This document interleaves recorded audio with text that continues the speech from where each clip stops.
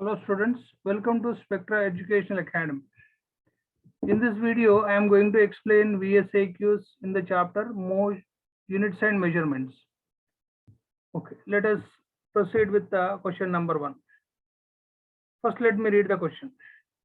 How systematic error be minimized or eliminated? The first point is systematic errors can be minimized or eliminated by improving the experimental techniques. Second one, by selecting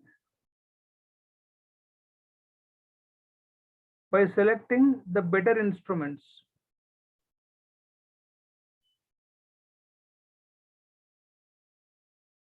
I'll give you an example. So you might have seen vernier calipers and screw gauge, so which gives the accurate value for the measurement of radius while measuring the volume of the cylinder or volume of the sphere is definitely we'll go with the screw gauge because it can give you the values more accurate.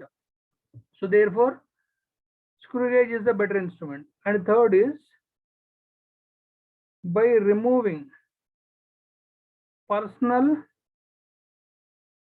errors as far as possible. Right, let us move to the second question. Distinguish between fundamental units and derived units. Draw a table. On left side, you take fundamental units.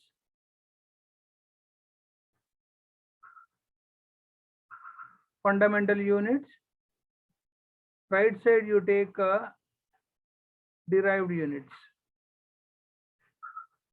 So the first point under fundamental units is the units of fundamental quantities. Units of fundamental quantities are called fundamental units. The first point under derived units is the units of derived quantities. Units of derived quantities are derived units. So what are the examples? So you might be knowing fundamental quantities in SI system. kg is the fundamental unit for the fundamental quantity mass. Meter is the fundamental unit for the fundamental quantity length. Similarly, ampere is the fundamental unit for the fundamental quantity current, etc. So you have 4 more physical quantities and their fundamental units. Okay, this is enough. Second point under derived units. So let us say one of the derived quantity is velocity. Meter per second is its units. This is the derived unit for the derived quantity velocity. Meter per second square is the derived unit for the derived quantity acceleration. So let me also give one more. Newton is the derived unit for the derived quantity force. Let us move to the question number 3. Why do we have different units for the same physical quantity? Because a physical quantity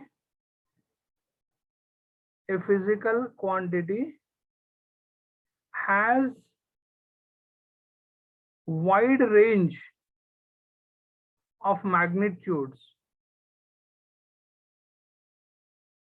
So therefore, we need to have different units for the same quantity. I'll give you an example. So we know that precious metal is gold. In general, we purchase gold in grams only because based on the need, based on the demand, based on the price, we go with only grams. Whereas if you want to take any grocery, based on the need and based on the price, we take in kilograms. So therefore, but finally you are measuring mass only. Quantity is same, but units are different. Otherwise, you can say this is CGS unit, this is SI unit of mass. Next, question number 4. Express unified atomic mass unit in kg. So in another way, you can also call it as this is 1 AMU. So 1 AMU is also called as mass of the proton. So how much is the mass of proton is 1.6 into 10 to the power of minus 27 kg. So this is considered as atomic mass unit. Question number 5. So for this also you draw a table. So you take left side accuracy and right side precision. Accuracy. This is precision. First point under accuracy. The closeness of measured value to the true value of the physical quantity. The first point under precision is to what limit or resolution, to what limit the resolution of the measured value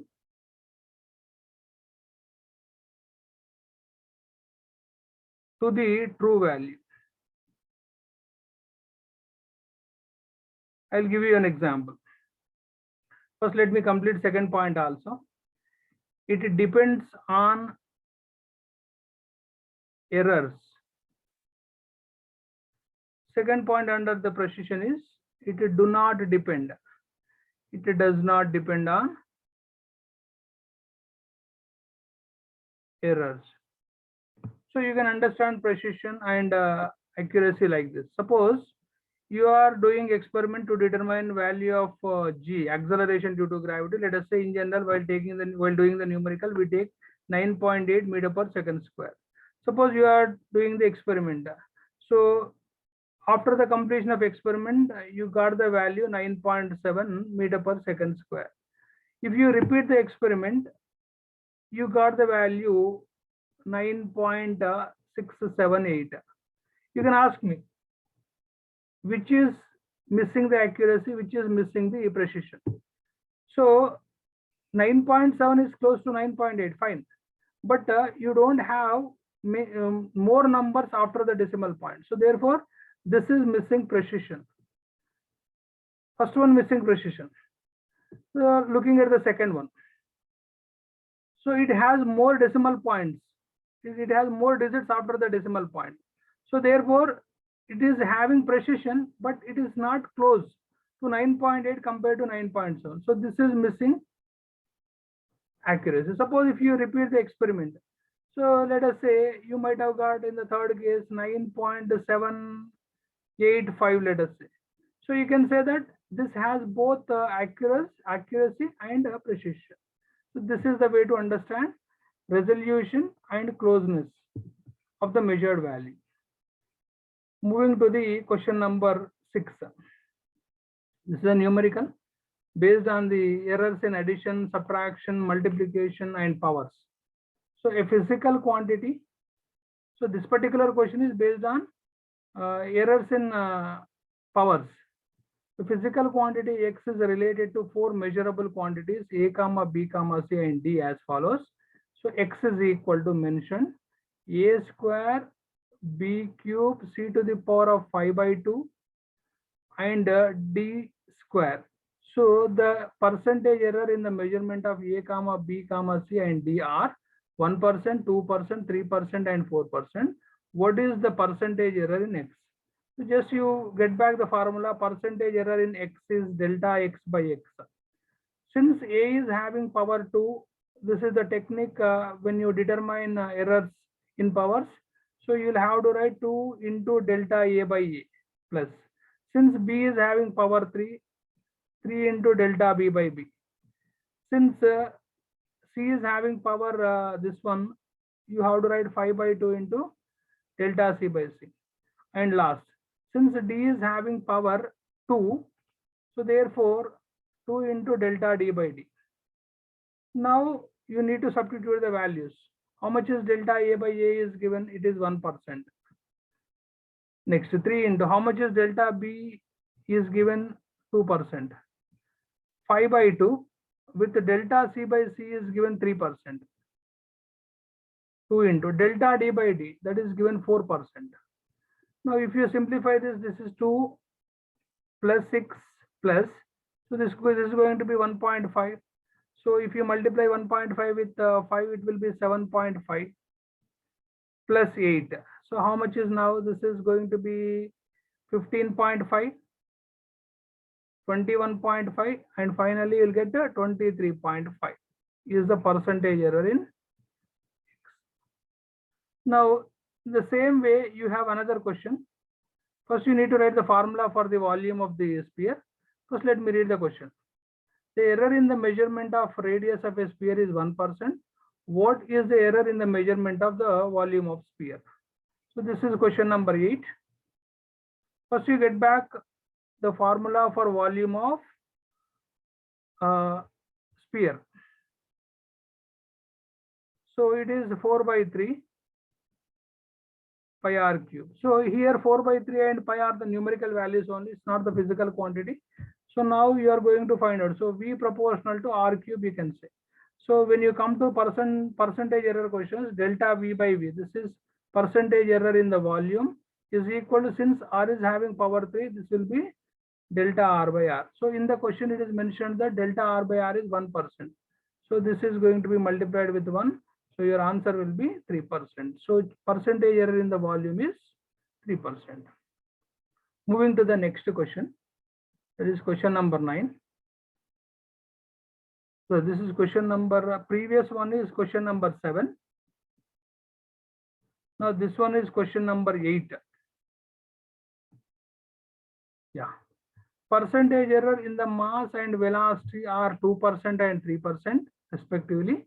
What is the maximum error in the kinetic energy calculated using 3 quantities? First, you get back kinetic energy expression. It is half mv square. So 1 by 2 is a numerical value. You don't need to consider in this case percentage error in the kinetic energy. So delta Ke by Ke. So since m is having power 1, if there is nothing mentioned means 1. So you need to write it as delta m by m plus. Since V is having power 2, so 2 into delta V by V. Now you look at the question. So how much is delta m by m? Delta m by m is mentioned as 2% plus 2 into. This is percentage change in the velocity, that is mentioned 3%. So the answer is 2 plus 6, it will be 8%. Percentage error in the kinetic energy is 8%. Now moving to the last question, 9th.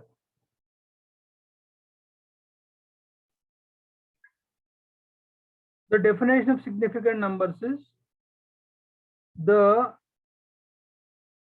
reliable digits plus first uncertain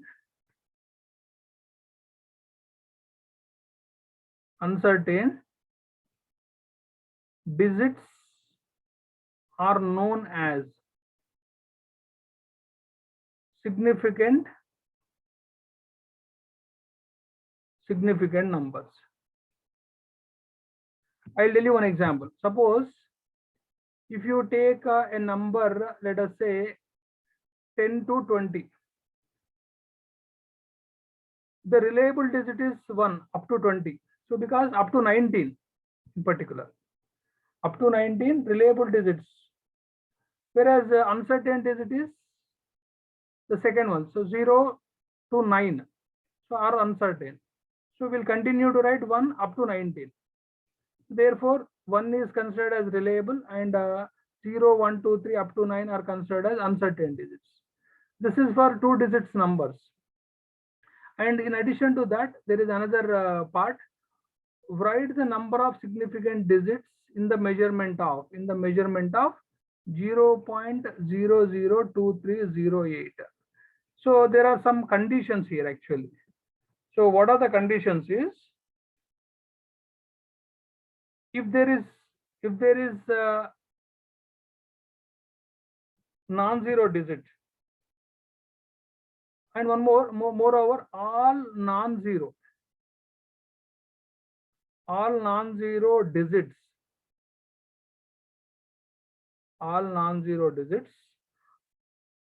are insignificant. All non-zero digits are insignificant. The second point is, this is the most important one, all zeros between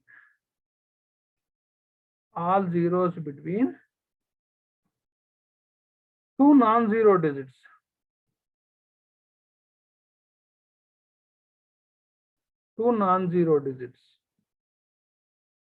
are significant.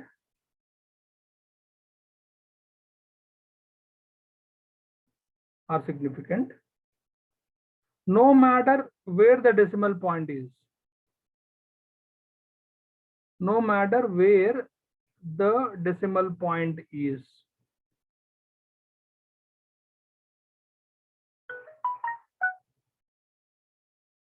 Okay, so coming to the question, see here, before the decimal point, we don't have any non-zero. So therefore, these zeros immediately after the decimal point to be considered as insignificant.